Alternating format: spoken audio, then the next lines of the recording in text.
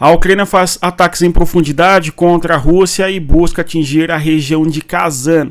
Há algumas semanas, inclusive, nós vimos drones ucranianos atingindo prédios administrativos daquela região. E, claro, a Ucrânia buscando atingir infraestrutura de petróleo, gás, óleo e tal. Hoje, a Ucrânia buscou atingir, conforme observamos, fábrica produtora de aviões.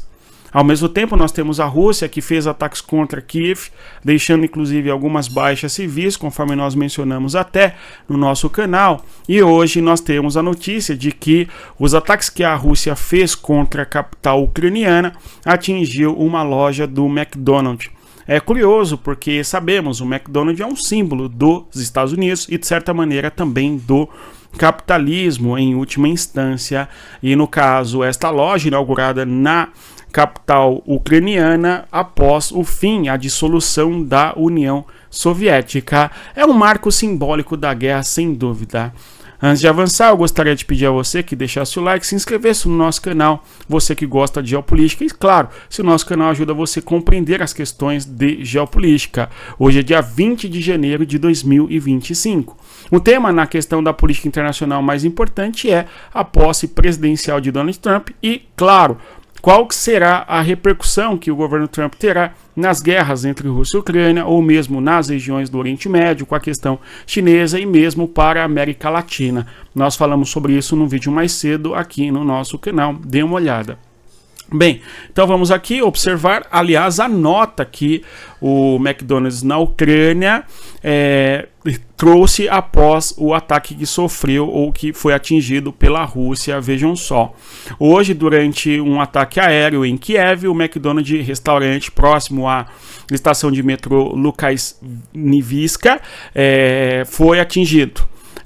Estava operando desde 1997. Esse é o primeiro restaurante nosso na Ucrânia, tá certo? Então, desde a década de 90 nós temos aí um restaurante no caso, uma loja, restaurante, enfim, do McDonald's na Ucrânia. Aliás, você gosta do McDonald's? É uma pergunta sincera e honesta, né? Não tenho muito gosto não nessa coisa, mas é um símbolo, é uma marca e certamente o McDonald's se faz presente em quase todo o mundo e na União Soviética quando é dissolvida, e também toda a região do leste europeu, foram muito simbólicos ali os países que foram se distanciando da influência russa e adotando o McDonald's enquanto comida, fast food, essa coisa toda. E claro, também a Coca-Cola. De qualquer maneira, a gente tem aí a nota do McDonald's dizendo sobre o ataque que sofreu e vamos aqui tratar de outros temas. No caso, um deles, conforme eu comecei mencionando, é justamente a Ucrânia buscando atingir Kazan, que fica no interior da Rússia, e atinge ali a fábrica de aviação, a fábrica de produção de aeronaves. Nós temos que os aeroportos na região, tanto em Kazan, bem como também em Nizhnekamsk, foram fechados em decorrência do ataque de drones da Ucrânia contra aquela localidade. E aqui neste mapa nós visualizamos justamente a distância entre Kazan e eventualmente o território da Ucrânia. E aumenta o mapa para que nós observemos, cuja distância é de 1.060 quilômetros, coisa do gênero. Ou seja, em profundidade no interior do território da Rússia, nós vemos a Ucrânia buscando atingir o território russo, enfim.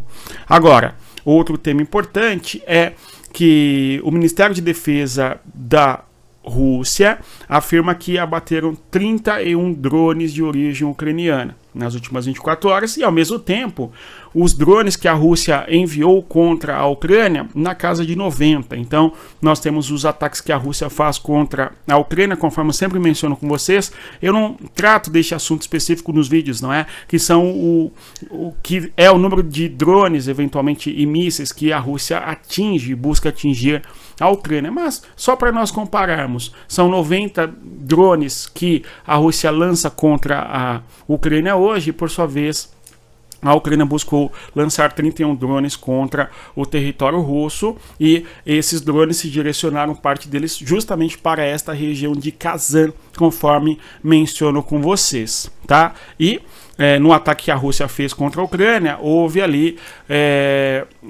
atingiu no caso em Kiev, não é? Em Kiev também chamado, o McDonald's, conforme nós visualizamos aqui a fotografia. Agora, a resposta russa, segundo afirma, é que esse ataque foi feito contra Kiev, capital ucraniana, justamente por conta do ataque que a Rússia sofreu em Belgorod. Há alguns dias nós falamos aqui, inclusive no nosso canal, sobre, mais uma vez, a Rússia ter sofrido ataques no seu território pela Ucrânia, utilizando ali, no caso a Ucrânia utilizando os mísseis ocidentais, naquele caso ali os mísseis ATACMS. E os ataques que a Rússia tem feito contra Kiev, capital ucraniana, justamente para retaliação em relação ao ataque que sofreu na localidade de Belgorod, com mísseis ocidentais. Agora, uma coisa importante é que a Rússia ataca o território da Ucrânia com mísseis e atinge Kiev.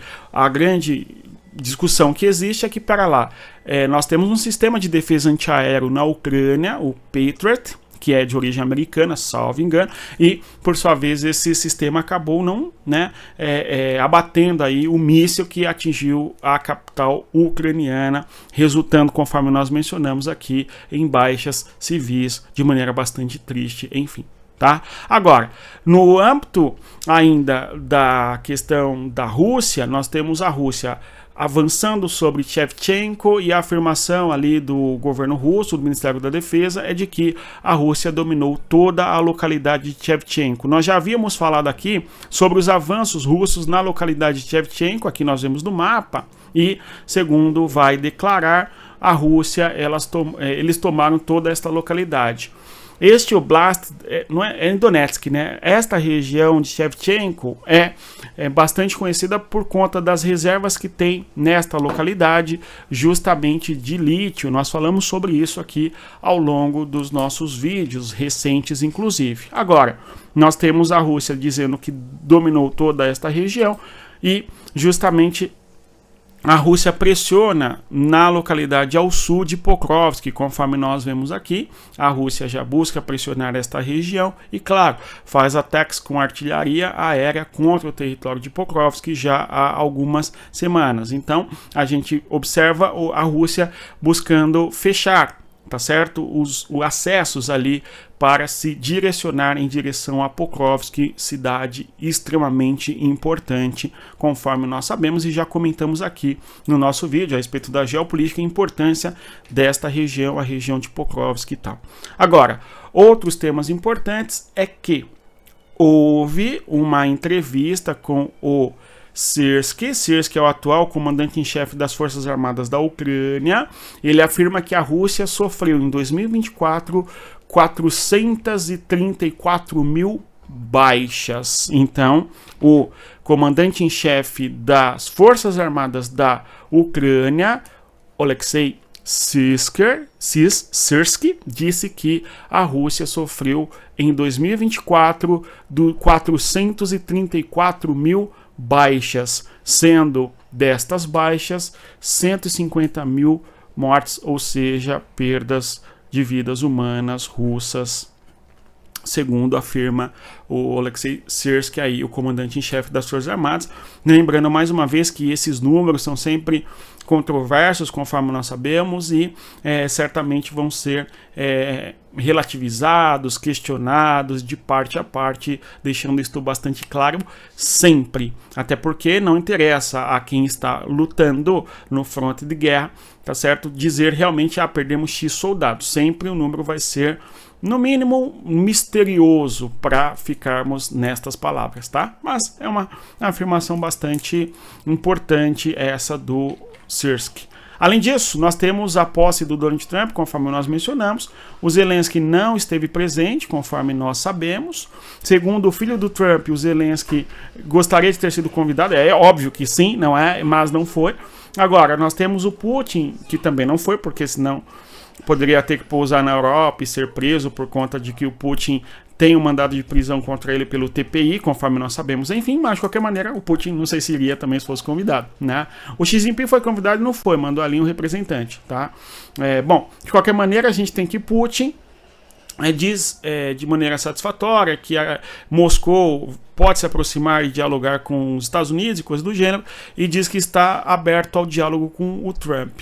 E esta questão é muito importante porque certamente eles vão discutir sobre o fim da guerra e o possível processo de fim da guerra e o pós-guerra, o processo de reconstrução, enfim. Agora, uma outra coisa que chamou muita atenção é sobre os refugiados ucranianos. Parte importante dos refugiados ucranianos estão na Alemanha. A estimativa é de 1,1 milhão de pessoas na Alemanha. Então é um número bem expressivo. Aliás, é um dos países que mais recebe imigrantes e refugiados justamente por conta do tamanho e peso da economia da Alemanha. Agora, o governo da Ucrânia emite ali no comunicado que gostaria de receber de volta esses refugiados no seu país, na Ucrânia, para que estes refugiados voltem eventualmente para o seu país de origem e ajudem no processo de reconstrução, tá certo, da Ucrânia. É um número bem expressivo, um número bem considerável de pessoas que estão na Alemanha. Boa parte está na Polônia, na Eslováquia, na Hungria, e na Alemanha é um número bastante considerável. E o detalhe, a Alemanha sequer faz fronteira. E o número de pessoas que saem da Ucrânia para a Europa é bastante considerável, sobretudo quando nós analisamos que a população sai da Ucrânia em busca de melhores condições de vida em países europeus, pelo menos desde 2014, com um grande número e crescente por conta da guerra na Crimeia. Aliás, esse livro aqui, chamado aí Guerra na Ucrânia, Olhares Não Hegemônicos, trata um pouco lá nos últimos capítulos sobre a migração, tá certo? Ou como a União Europeia como um todo absorve a mão de obra ucraniana, muitas vezes com salários inferiores e para trabalhos que são menos remunerativos, em certas funções que europeus da comunidade europeia acabam não exercendo. Então é um livro bem interessante nesse sentido. Aí, para terminarmos aqui a nossa observação do dia de hoje, antes pedindo a você mais uma vez que deixe o like, se inscreva no nosso canal e divulgue o nosso conteúdo.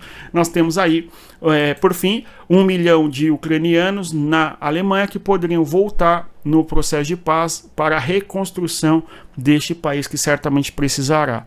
Além disso, Zelensky, por fim, dizendo a respeito dos reféns israelenses que retornaram para suas casas após o acordo que nós assistimos nos últimos dias entre Israel e Hamas. Nós temos que o Zelensky fala a respeito do assunto e diz que sabe a dor da perda, a dor da separação, justamente fazendo menção às pessoas que tiveram que sair da Ucrânia e eventualmente ir para outros países da Europa a fim de buscar melhores condições de vida, conforme nós observamos. A estimativa é de menor, não é de saída de 10 milhões de pessoas desde a Ucrânia para outros países na Europa, um número bastante expressivo, embora esse número varia.